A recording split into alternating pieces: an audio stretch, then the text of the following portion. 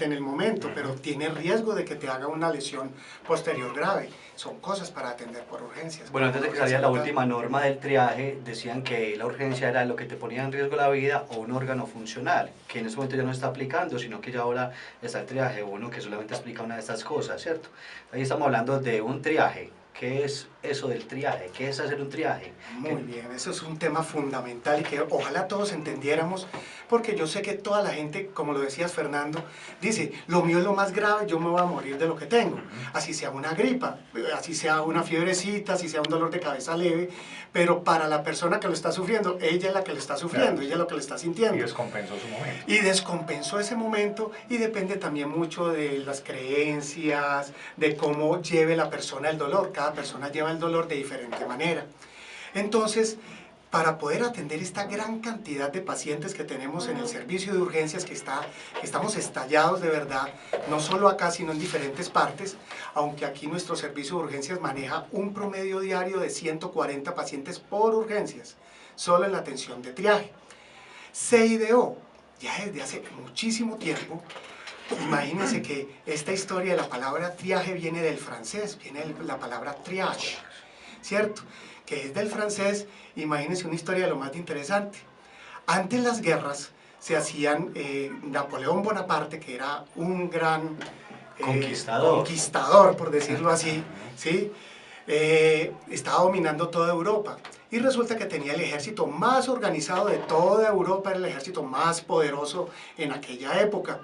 Situación por la cual los soldados que se le morían les salían muy costosos porque era el soldado mejor entrenado, mejor capacitado y mejor dotado de toda Europa. Salía muy costoso y en el tiempo se pagaba enorme.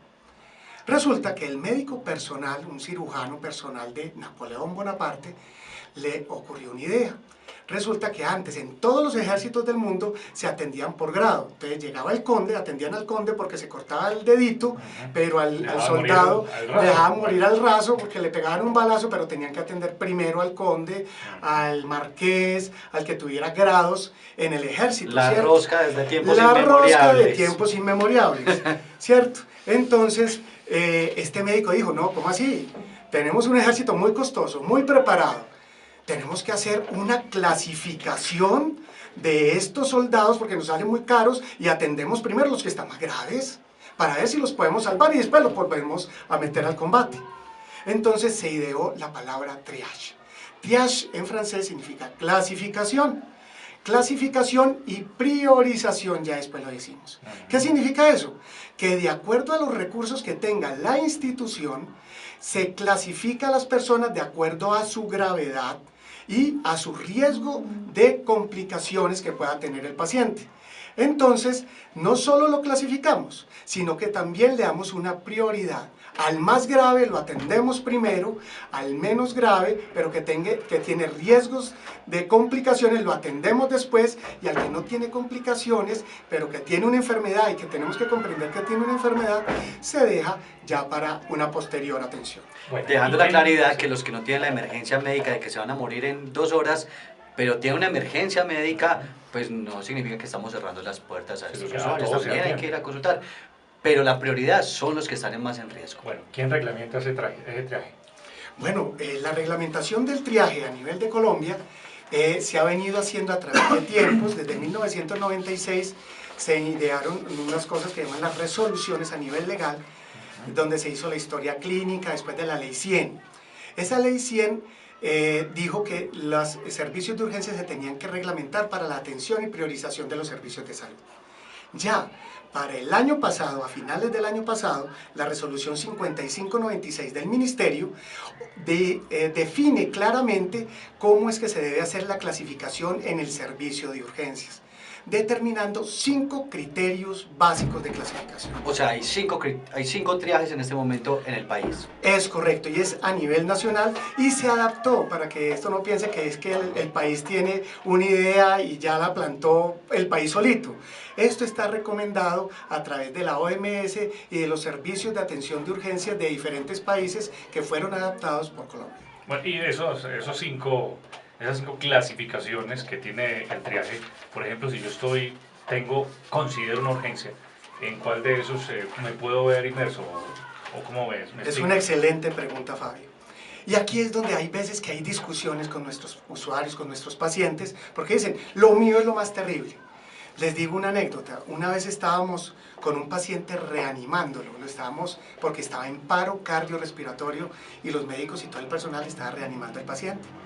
Y llegó una señora y estábamos apenas reanimando al paciente, sacándolo, gracias a Dios lo reanimamos y está con vida en este momento. Llegó una señora furiosa y me dijo, me tienen que atender a mi hijo ya porque tiene fiebre y lo mío es más importante que lo de ese señor. Señora, lo estamos reanimando. Está en paro, se está muriendo, si no lo sacamos se muere. Y la señora nos dijo, no me importa, atiéndame a mi hijo. A ver, María. A eso nos vemos abocados, ¿cierto? Parece increíble, pero es lo que nos vemos a veces abocados en el servicio de urgencias. El estrés de las personas también los hace que no entendamos la situación en un momento dado. Las clasificaciones de urgencias están definidas a través del servicio de urgencias por esta reglamentación, esta resolución, en 5 criterios, en 5 triajes especiales.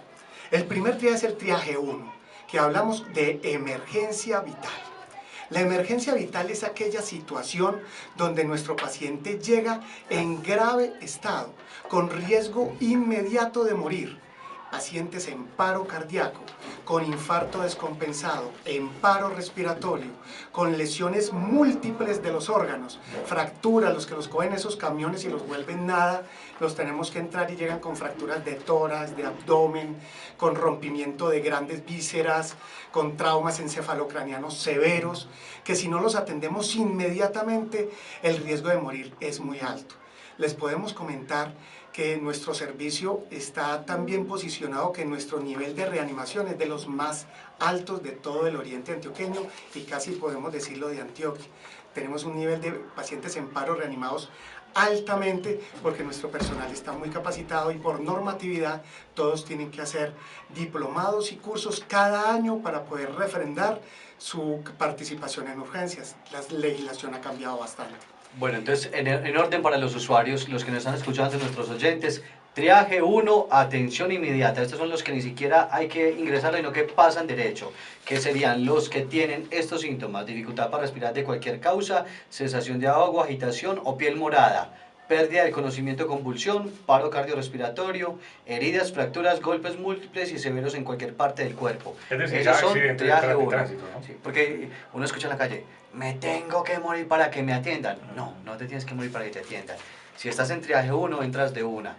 Si estás en triaje 2, 3 o 4, vas a tener unos tiempos que ya definió la ley. Por ejemplo, Doc, el triaje 2. Bueno, el triaje 2 es aquella urgencia, ¿sí? Ya la determinamos como urgencia, que hace que el paciente, aunque no se va a morir en ese instante, tiene mucho riesgo de complicaciones y que de pronto se pueda lesionar o morir en tiempos posteriores. Por ejemplo, un dolor de pecho, estos pacientes que llegan con los infartos, que se ponen pálidos, sudorosos, con dolor en el pecho, nosotros los pasamos lo más pronto posible. La ley nos da la habilitación de esperar hasta 30 minutos para la atención de estos pacientes, pero los que han estado en el hospital siempre los pasamos casi inmediatamente apenas tenemos la visión de este paciente. Tenemos a pacientes con sangrados abundantes, los pacientes con amputaciones por machetes, por aplastamientos, o heridas que requieran puntos los pasamos también casi inmediatamente, quemaduras de gran parte del cuerpo. Los envenenamientos, lastimosamente en nuestra comunidad tenemos un grave problema de intentos suicidas que hemos logrado yugular, pero algunos se nos han ido por la gran cantidad de intentos suicidas, sobre todo por el consumo de tóxicos, de herbicidas y plaguicidas y de pastillas que dejamos por ahí a veces suelticas y que se nos la toman nuestros muchachos con problemas depresivos. Tenemos personas con alteraciones psiquiátricas agudizadas, que generalmente nos los trae la policía o lo traen varias personas porque están en una agitación severa, entonces también los pasamos casi inmediatamente. Niños menores de 1 año con fiebre alta,